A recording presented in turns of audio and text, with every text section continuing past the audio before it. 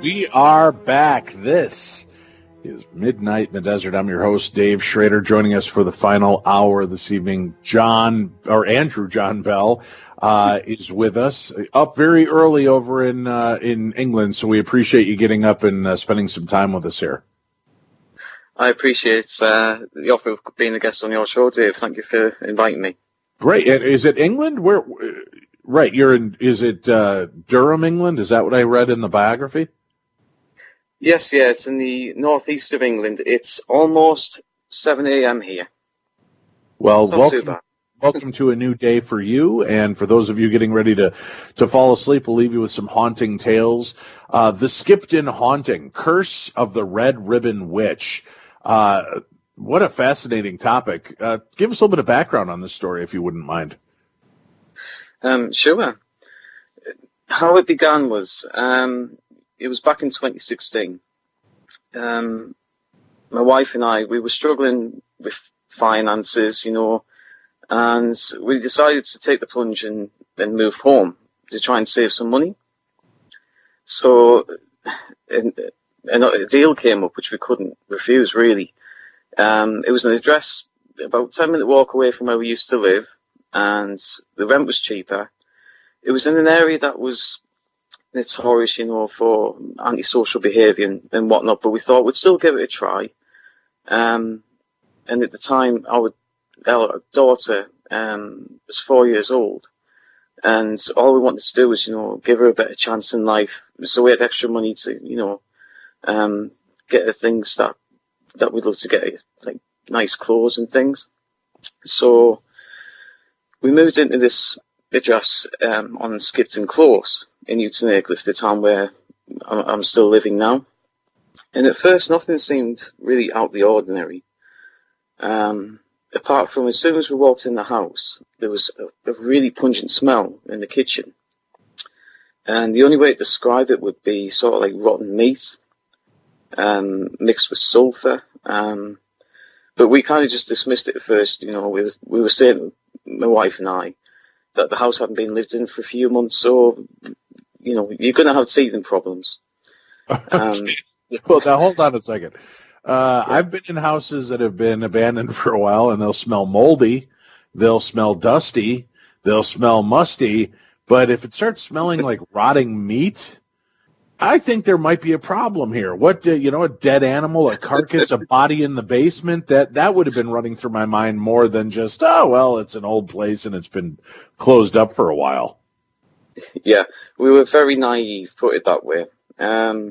We did actually check. We checked through all the cupboards in the kitchen, thinking that perhaps, maybe the last tenants, it was a prank. You hear these stories about people leaving fish in cupboards and whatnot, but there was absolutely nothing there. And despite all of our efforts, I repainted the kitchen 3 or 4 times in the period that we were living there. And, we used all different types of cleaning products. We still could not get rid of this smell. So that was the first thing that seemed kind of out of the ordinary. And then it kind of progressed from there. It started slow at first, and then it just seemed to climax. We only lived at Skipton Close for approximately 8 months.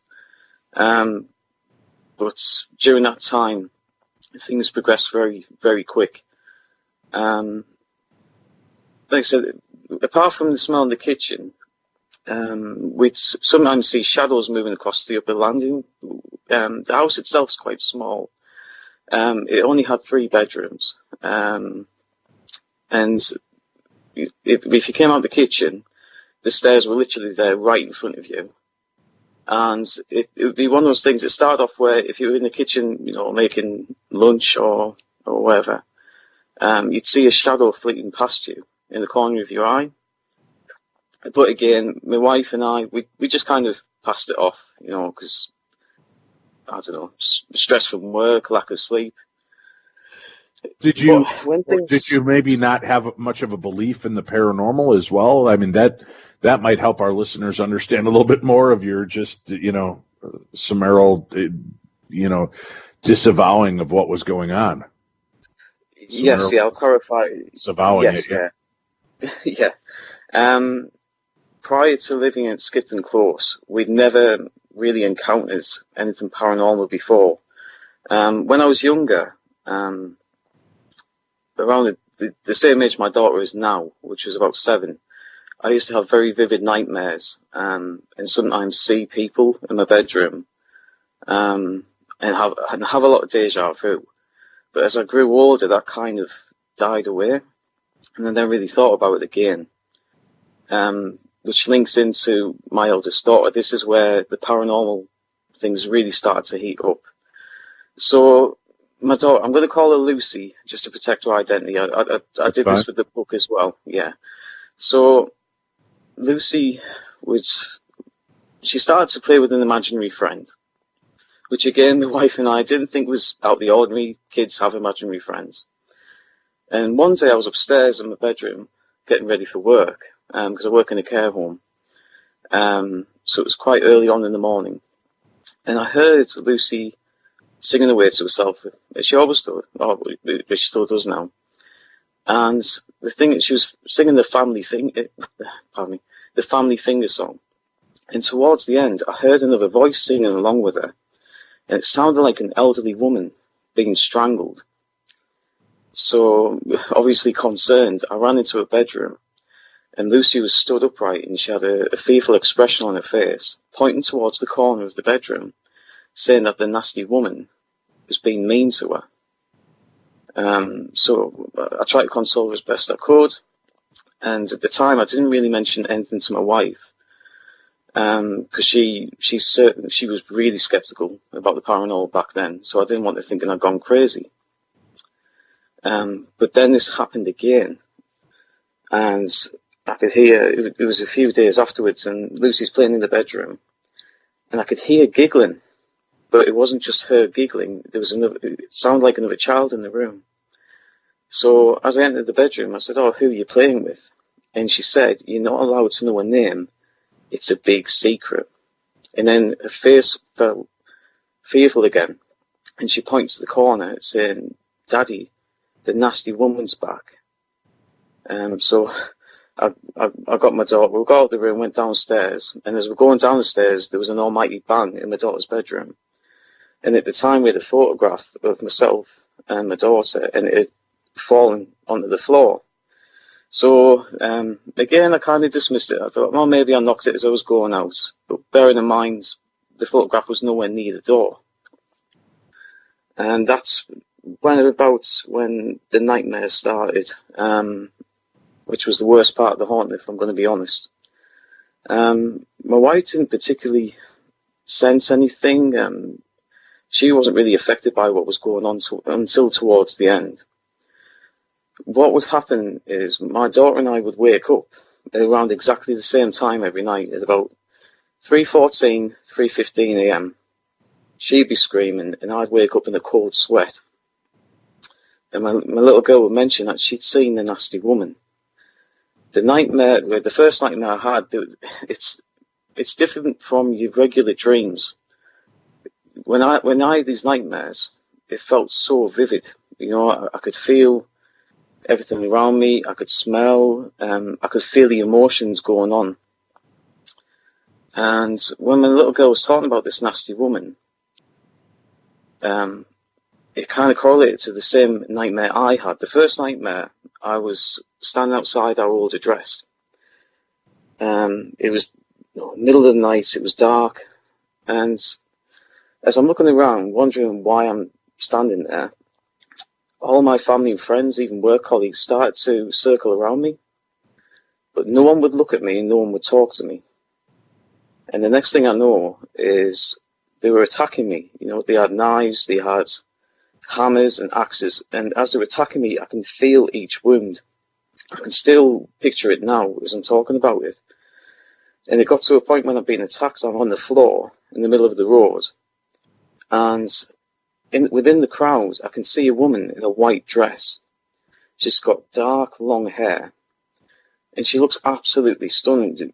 You know, she could easily be an A-list celebrity. Absolutely beautiful.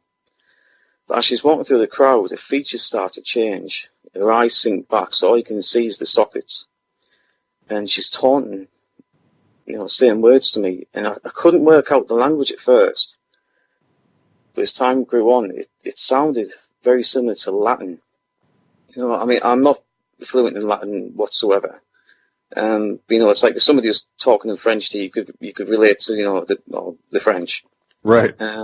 Yeah.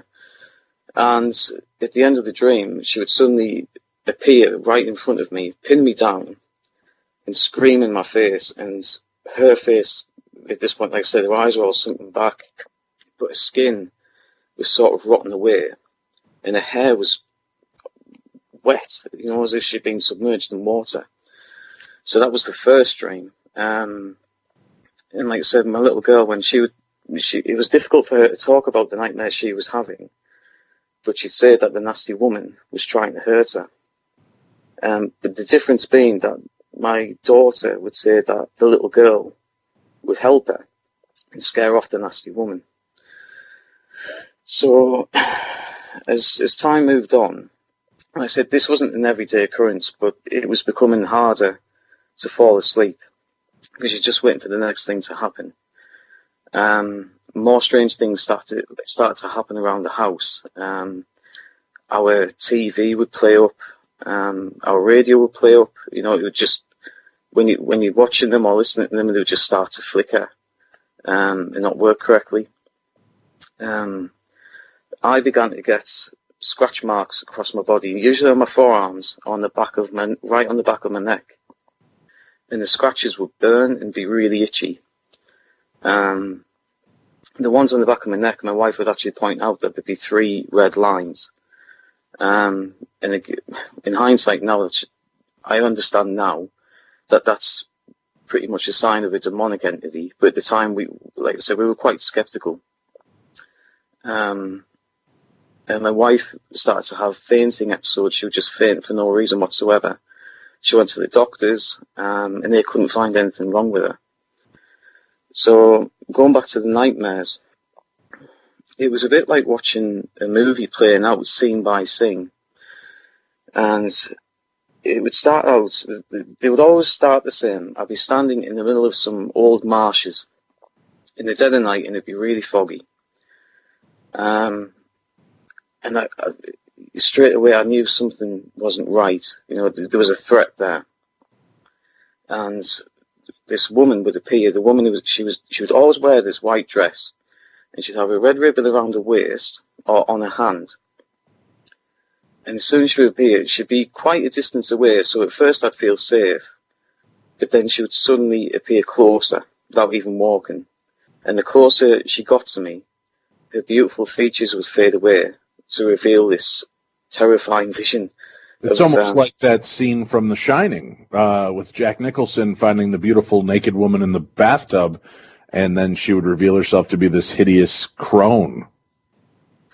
I'm ashamed to admit, I've never actually watched The Shining. I've got to hang up on you. I can't talk to a guy that's never watched The Shining. Have a good night. I feel ashamed. I do. I feel ashamed. I must watch it.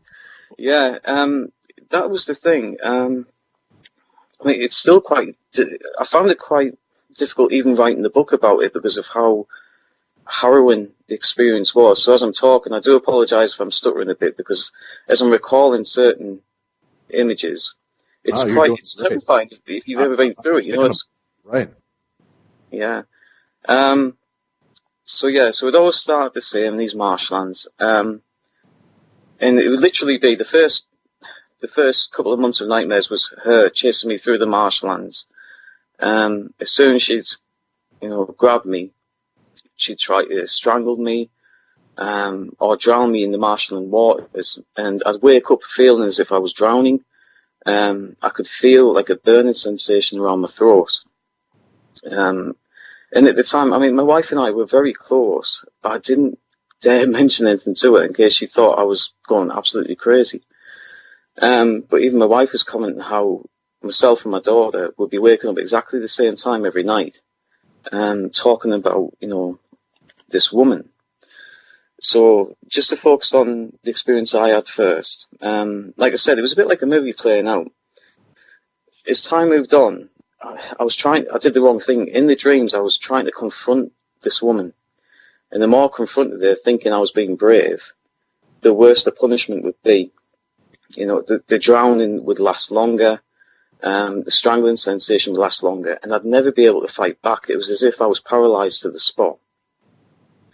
But then, I don't know what made me change my mind, but I thought, if this entity's real, maybe they're trying to communicate a message to me, you know? So I thought, right, I'm going to be brave.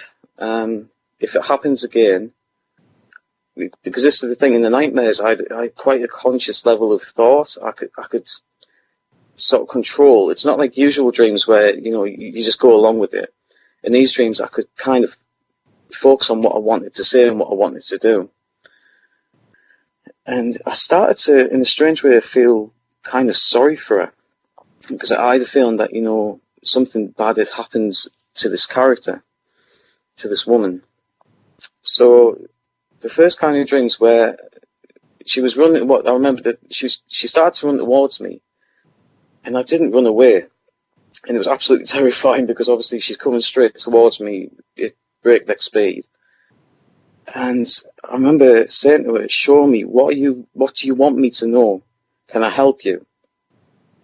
At which point the demonic features kind of vanished again to reveal a beautiful, you know, she had beautiful eyes, beautiful hair, everything. And that's when I started to see really strange images, and it would be herself and a little girl walking through some woods picking herbs. And then I'd see where she lived. It'd be like she had a very impoverished kind of existence. It was a small rundown shack, with a small fire and a small pot at the center of it. And when I was in this little house, I could smell the herbs brewing in this little pot, and it was usually you could smell lavender, rosemary, and I could hear this woman talking to this little girl, and sometimes it would be in Latin. And like I said, so as these are progressing, the impression I got was that this woman, and she was training her daughter, were perhaps healers, you know, because obviously, just to clarify, I got the sense that it was probably in medieval times, given the way they were dressed, and sometimes how they were talking to one another. So I thought, this woman was probably just a healer, but what's made her turn to what she is now? Right. So, this and is I gotta give you credit. I mean, you're seeing something terrifying, but yet empathetically, you're thinking that what you're experiencing, there's another part of the story that certainly. It's, you know, that this being might be misunderstood. And, you know, I mean, hell, that's great. Most people here in the United States would have burned the house down and already run off. You were looking in the face of fear to what can I do to help you? I think it reflects on how I am in everyday life. You know, like I said, I work in a care home. My job is to care about people, and I always believe that no matter how bad a person is, there's always a light inside them, you know? And I just wanted to get down to the bottom of it. You know, I was really concerned why my daughter was being targeted as well. So as I started to open myself up, it kind of backfired in a way, because my connection to this woman was growing stronger by the day. And I started to pick up on her emotions, but it would last with me once I'd woken up. And the emotions would be sadness, grief was very strong, and anger. So the worst nightmare, to be honest with you, was where she was walking with a little girl, and they were going to pick some herbs, and some hooded men ambushed them. And they look like monks, so I assumed that they were monks. And then this poor woman was dragged before, like, the village. And there were some women standing before her who were dressed the same. They'd have the white dress, and they would be wearing, like, red ribbons on different parts of the body. And that's the point where this woman really started to connect with me and talk to me. she kept saying Sabina. So I got the impression that was her name, so I called her Sabina from that point on. And it was like she was saying to me, those women wearing the red ribbons were traitors. She'd been betrayed in some way by them. And the next thing I know is these monk characters come before her and they're speaking in Latin incantations, kind of judging her. Even though I couldn't understand the language they were speaking, it was like watching somebody standing before a judge in court. And in one nightmare, they brought Sabina's daughter before her and attacked her. So I could feel all that anger, that helplessness that Sabina was feeling. And then the first nightmare in relation to this was where these monks dragged Sabina to kind of a shallow grave filled with water, and they forced her in. So at this point, I was in Sabina's position, and I could feel the hands pressing me down into the water. I was trying to get out, I was struggling for air, but I couldn't, and I could feel the water fill my lungs, and then I would wake up. This nightmare then began to become a recurring nightmare, and I'd see the same thing constantly. And the anger and the grief and the resentment would grow stronger in me, even on waking up. As I'm seeing these nightmares, my little girl starts to talk more about this little friend she has. And it just happened one day where I said to Lucy, "Is her name Elizabeth or Eliza?" And she looked at me blankly, as to say, "How do you know?" And she wouldn't respond. And the next nightmare I had, as the little girl's brought before me, I can hear Sabina shouting out, "Eliza," and cursing the monks. All I wanted to do in this nightmare was to help her some way. It was a horrible feeling. But then, kind of, again, like, shoot myself in the foot. As I'm saying, I want to help her, I want to do something. The only way to describe it is as if you've been immersed in boiling water. This horrible smell of sulphur entered the space, and the monks backed off. The crowd ran off into various different directions, and I can hear Sabina cackling.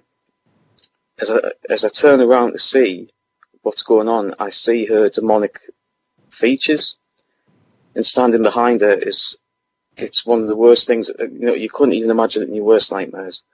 It was about 8 to 10 foot tall. It was like a muscular man, except he had hooved feet. His body was pale white, as white as snow. Very muscular, except his head was that of a ram's. His eyes, when you see alien greys, his eyes look like alien greys. And as I'm looking up at this demon, Sabina's cackling, and the impression I get is this demon was her master, and she sought out this demon's powers to get revenge on those who betrayed her. And whenever I'd see this demon, he came back in my nightmares a few times afterwards. I could hear a woman whispering in my ear, "Baal," and it was absolutely terrifying. The witch herself, because that's what I believe that she was accused of, was witchcraft, from making the herbs and trying to heal people. But this demon was like something else. Absolutely, it would just freeze me to the spot in my dream. I couldn't talk, couldn't move. Do you think that this demon was attached to her because it was something she called upon, or in kind of retribution for what she had been through, or was this demon controlling her? We'll find out more about that when we return. Andrew John Bell, our guest. The book, The Skipton Haunting, Curse of the Red Ribbon Witch. We'll hear the rest of that tale and more. For more information about our guest, go check out midnightinthedesert.com. Click on Andrew John Bell's name. You'll find information about him and his book, his website, information along those lines, as you will find for every one of the guests that you hear featured on our program. Stay tuned. We've got more of the best in paranormal and anomalous talk radio heading your way. I'm Dave Shrader. You're listening to Midnight in the Desert. week, I'm very excited because on October 1st, I've got a 3-hour program focused on the Holzer Files, a new TV show I'll be a part of. We'll be speaking with Hans Holzer's daughter, Alexandra Holzer, who is a paranormal investigator in her own right, and she is the one that has reopened these case files, giving us the ability to re-examine some of Hans Holzer's most famous cases. We'll talk with Alexandra in hour 1. Then joining me in hour 2, my 2 fellow investigators on the television program, we'll be talking with Cindy Keza, the psychic medium, and Shane Pittman, the tech, and talking about their experiences in the paranormal and some of the behind-the-scenes conversations about filming on the TV series. And then in the 3rd hour, Gabe Roth will join us. Gabe is our kind of historian and researcher on the program and an active part of the show. He's the one that's going through all of the case files that Alexandra has opened to look for stories that, still left some questions and left Hans perplexed. So we'll be talking with him as well. So we've got a great show lined up for you. That's next week on October 1st, and you'll want to check that out. It's going to be the first full team meeting of the Holzer Files, and we have the exclusive for that right here on Midnight in the Desert. Right now, we are talking with our guest, Andrew John Bell, his book, The Skipton Haunting, Curse of the Red Ribbon Witch. You're weaving quite an amazing tale, Andrew. I'm absolutely enthralled in what you're going through and the patience that you're showing through this. And how, I've got to ask, how are you fighting back against just the normal fight or flight fear factor of dealing with something that was such an intense experience? I believe, and I've had it said to me by people that read the book, it wasn't necessarily a good reaction looking back. I think what it was, as I began to get more connected to Sabina, I shared in more of her emotions, and it was a mystery I wanted to solve, but it came at the price of my own health. As the nightmares progressed, I ended up getting, really down. I've always had anxiety from about the age of 10, when my parents divorced. But I reached a low point of depression to the point where it even reached the point where I didn't want to be here anymore. I had to go to the doctors. I was on antidepressants. Thankfully, my little girl, like I said, my wife wasn't necessarily affected like myself and my little girl. She would have these fainting episodes. But my little girl would always mention her friend. She would say that her friend would help her and her friend would get, scare away the nasty woman. When it became almost unbearable was when, after that nightmare, when I first saw like the goat-headed man that I believe was called Baal, my little girl, her behaviour started to change too. So, for example, one day, she was drawing with some crayons, trying to draw bunny rabbits and the usual. But when I came up to see how she was doing, because she'd gone quiet, she stopped singing. She had a black crayon, and she was doing a massive circle on the sheet of paper she was drawing on. And then she was kind of scratching at the top of it, 2 triangles. And I'm saying to her, Lucy, what are you drawing? And it was like she entered a catatonic state, and she's saying, belly bob. She just kept going, belly bob, belly bob. And I'm saying, who's belly bob?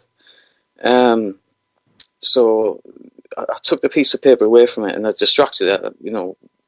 I put on like a favourite TV show, but it really started to scare me that I'd never seen my daughter act this way. She was too young, to her face. She looked so sad and scared at the same time.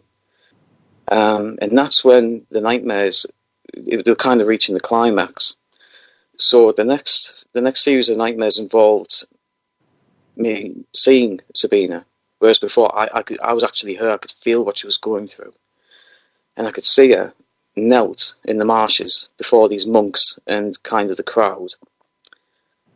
And as this demon would appear, it would look at me. It wouldn't move its mouth, but kind of communicate with me telepathically. And the sense I got was that Sabina was this demon slave.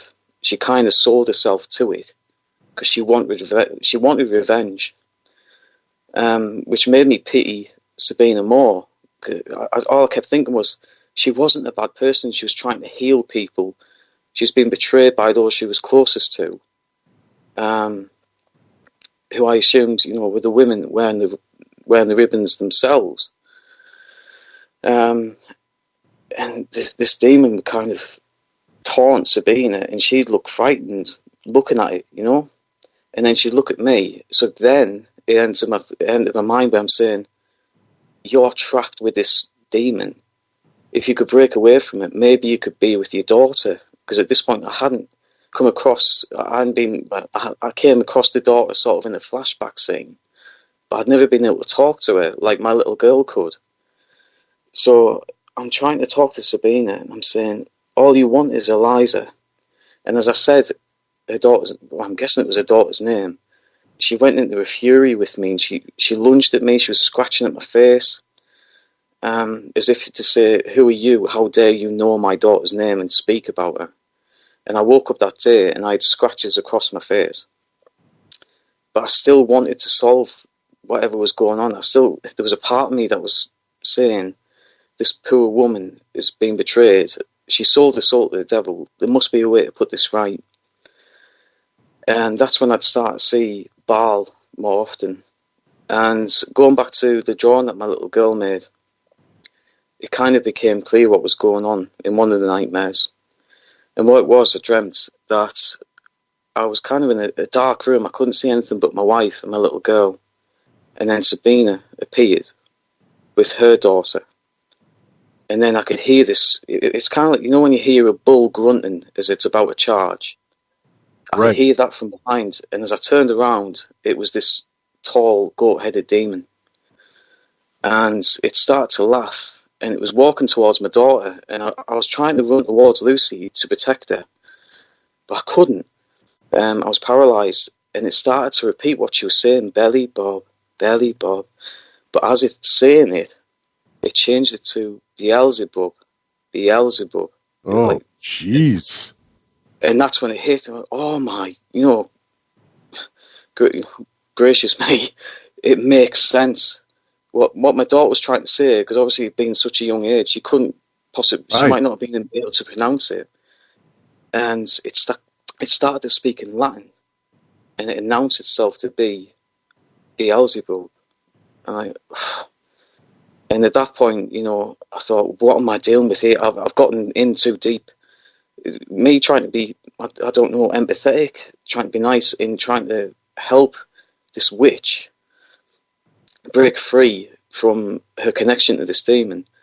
What have I unlocked, But at this point, I turned to Sabina's daughter, thinking back over what my daughter had said about her being able to help to scare off, these dark entities, and I'm asking for her help. And she looks up at this demon, and Baal, or Beelzebub, itself kind of stepped back fearfully away from this little girl. And she kept saying Yeshua over and over again. And a golden light would appear from her body. As the golden light would appear, it looked like he was burning. You could see smoke coming from its skin. And it would vanish into the darkness. And it all culminated into what I'd call like the finale nightmare. And I'm in the marshes and Sabina's there. And I'm trying to say, well, we can get through this. But she turned immediately into a demonic form and started to laugh at me. So at this point, I'm thinking, oh, I'm an idiot. What have I done? And the next thing I know is that Baal appears, and there's fire surrounding. The flames are at least 20 foot tall. They were surrounding me and cutting me off from where Sabina was. And then I can feel like iron chains wrapping around my body, but the iron chains have like thorns on them. And it's mocking me. It's saying, a crown of thorns for a king. At which point the chain wraps around my forehead, and I can feel the chains and the thorns digging into my skull. Oh, my God. Now, this is all in dream form? Yeah, but it was vivid. I could feel everything. That's what I can still picture. It's literally like watching a movie. I can still picture it and feel what I was going through.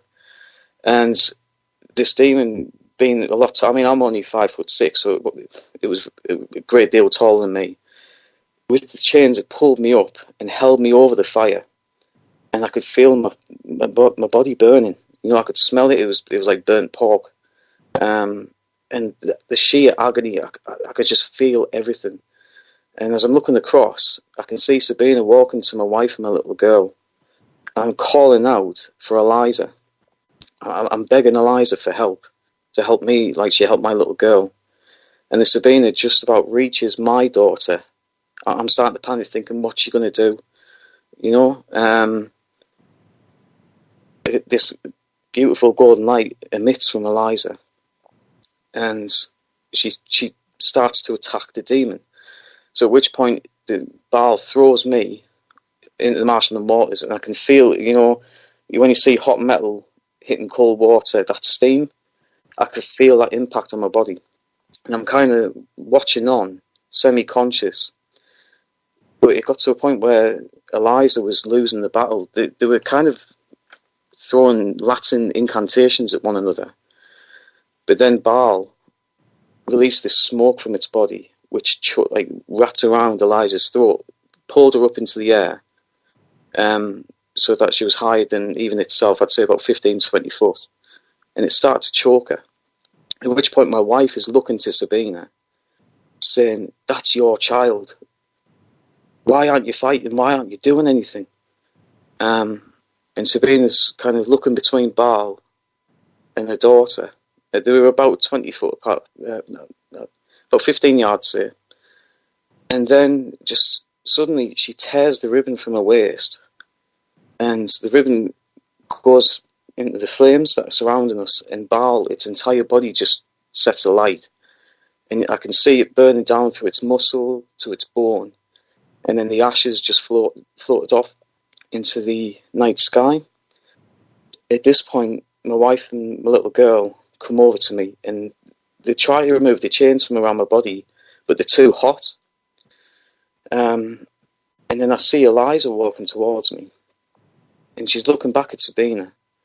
So Sabina comes towards Eliza with her arms held out, and I'm thinking, oh, finally, you know, this might break this cycle. If Sabina can be with Eliza, it might break the cycle, it might put an end to the haunting. But Sabina's walking towards Eliza, she starts to sink into the marshlands, and these dark arms and hands reaching out to her, grabbing her by her dress, grabbing her by her arms and her hair. And Sabina's pleading with Eliza, she's screaming her name. She's talking again in Latin, but I kind of got the feeling it was, you know, help me. And Eliza just turned to me, and she was crying, and she didn't look back. At this point, Sabina was dragged under the water, but she said a word, and in Latin. And as soon as she did, it felt as if somebody had a blade go across my throat, and I could feel all the air leaving me, and I blacked out. But the next thing I know is I'm sitting on a bench overlooking the sea at Whitby, which is a small fishing town near where I live. And it's where my granddad used to take me and my younger sister. When we were younger, it's one of our favourite places. And bearing in mind, at this time, my granddad was in the end stages of dementia. I hadn't heard him talk or anything for at least 2 or 3 years. And my granddad's sitting beside me talking, and it was like we were having a full conversation. He was saying, "You've been through a lot, you know, you faced these evil demons, you'll get through this." At which point Eliza appears before me and says to my granddad, "You haven't got long." And she looks back at me, so I give my granddad a hug. Eliza smiles, and then there's just this golden light. As I wake up, it just felt as if all that heavy, that burden, that awful depression kind of lifted from me. But when I came to my wife, she said she'd had a horrible nightmare, and it involved me being burned. She couldn't remember it fully, but she could remember seeing me getting burned and feeling helpless. And at this point, she's saying, "I really don't like living in this house." And to clarify as well, one of our neighbours, well, there was three. In the book, I culminated the three neighbours into one person who I call Sid. And we didn't particularly get along. But one day, he was talking to me over the fence. And he said, "Oh, have you ever had any strange things going on in the house?" And I kind of brushed it off, because, like I said, I don't want people to think I'm crazy. And he said, "Have you not seen the woman in the white dress yet?" And that kind of hit home, the fact that we hadn't told anybody, not even family members at this point, what was going on. So it reached this kind of point where we're moving home, and thankfully we did. But even after moving home, it still felt like a part of Sabina was with me. I still, even to this day, I still struggle with depression. And every now and then I have these dreams where I see her again. But this time she doesn't run after me. It's kind of she's just looking at me and watching what I'm doing. Have you considered the fact that maybe you're the reincarnation of one of these figures, and that's why you have such a deep-rooted psychic connection to them and felt the pain because you were actually reliving something from your own past? It's an interesting point. I've been to visit a few mediums over the years, and I'd say out of 5 or 6, 3 were genuine, and all 3 of them, as soon as I entered the room, they laughed and said, "You're an empath." And I didn't really understand what they were saying, and they were saying, they tried to explain to me that, one in particular was really good, and they said, "Throughout your life, you've had dreams, possibly nightmares, where you'll see slips in time." And she said, "You're very sensitive to, a spirit. You can sense, if you go into an environment, you can sense sometimes, if you're feeling sad and it's true. I've always kind of been that way. But one of them mentioned that I had an attachment. This wasn't long ago. This was about 9 months ago.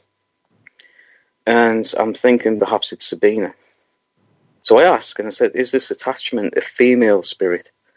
And they just shook their head. "No, this thing's more ancient." And it was like, you need to get cleansed, Right. But out of, I don't know, cowardice, out of fear, I've put it off, which probably isn't a good idea.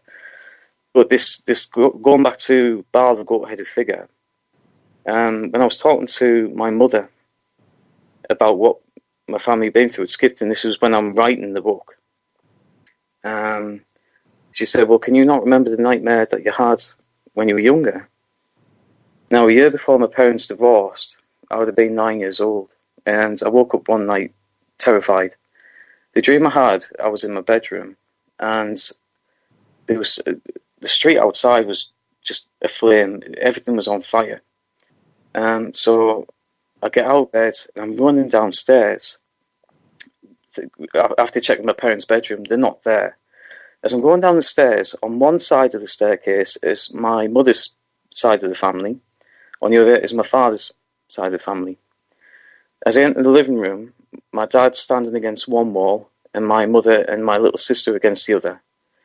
And I'm forced in the middle of the room.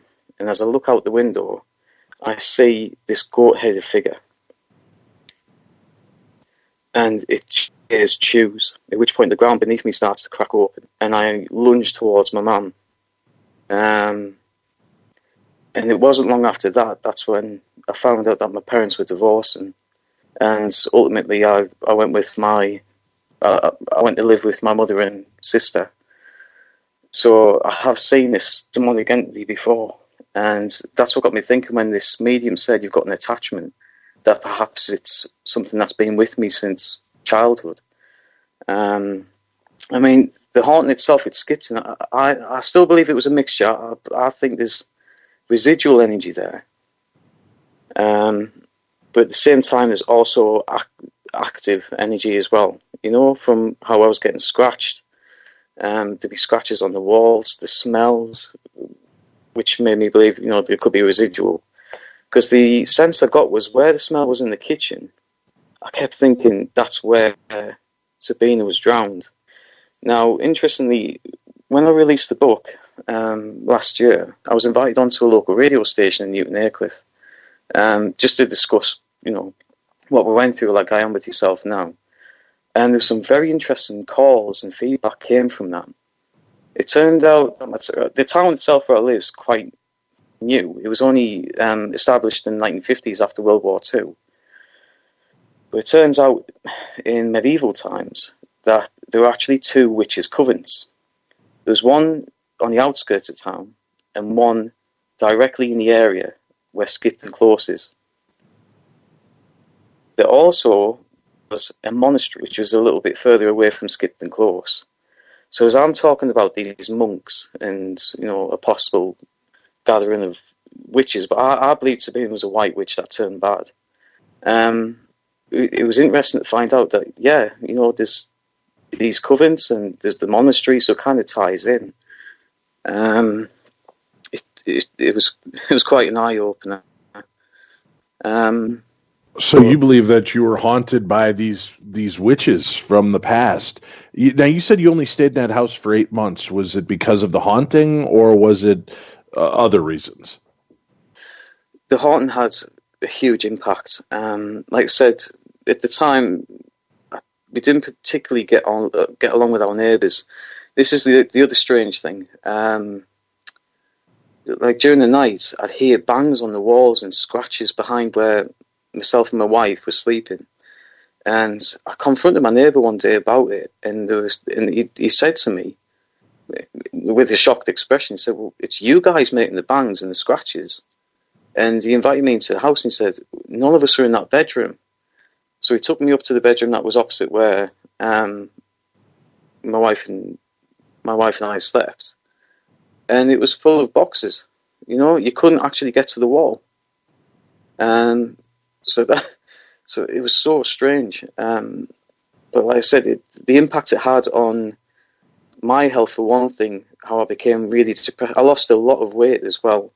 I think I'm trying to think what it would be in pounds, but in kilograms, it would be over 10 kilograms I lost in 8 months. Because I couldn't eat. I just felt so down and so angry all the time, as if something unfair had happened to me. And I think it was that connection I had with Sabina.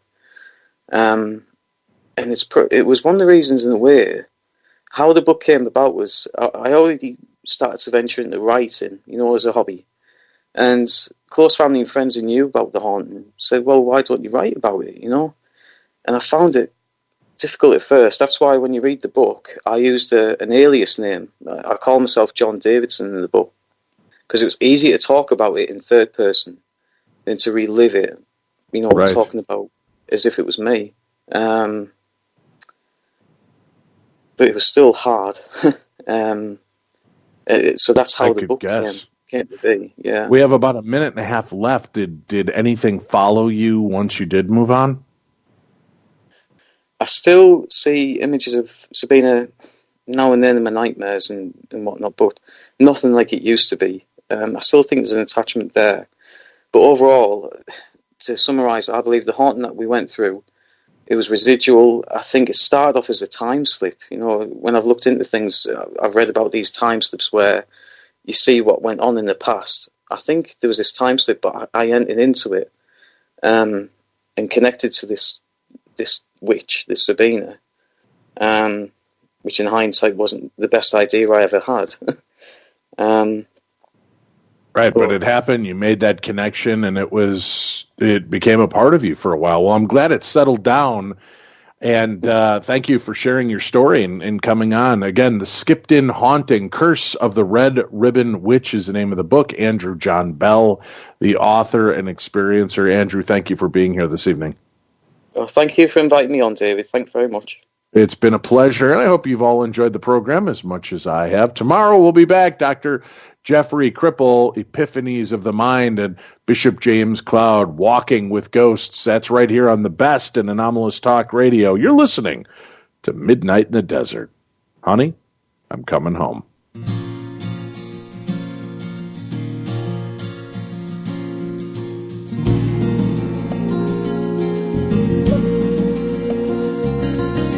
Midnight in the desert, shooting stars across the sky. This magical journey will take us on a ride, filled with the longing, searching for the truth. Will we make it till tomorrow? Will the sun shine on you? Midnight in the desert, and we're listening.